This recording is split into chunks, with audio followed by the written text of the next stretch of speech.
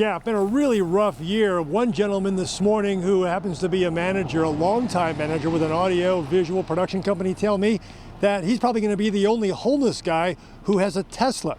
Now, he of course was trying to make light of a very serious situation, but he says he himself has lost probably upwards of about $200,000 since March due to the lack of live productions essentially everywhere, and all of it caused by the pandemic.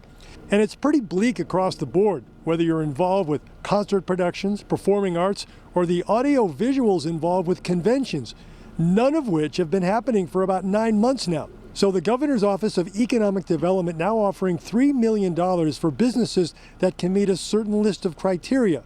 Cold, hard cash that will hopefully help keep businesses and their employees afloat until we can all start gathering again in public. I think there are a few industries that have really been targeted by this, but the events industry has been exceptionally devastated, I might just say. We kind of went off a cliff in March, and we've recovered in some ways because we were able to pivot very quickly and start providing virtual event production services. Johnson says many of the folks behind the scenes of all the live events that we attend or love, that they're in it basically because they have a real passion for it. Many of them often working long hours to provide for their families.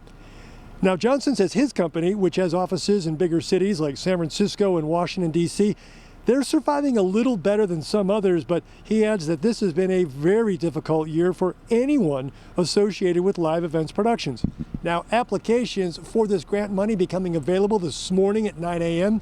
It's available on a first-come, first-served basis if you meet all the criteria, and it's only available until Thursday morning or until the money runs out, whichever happens first. In Salt Lake City, Scott McCain, Fox 13 News, Utah.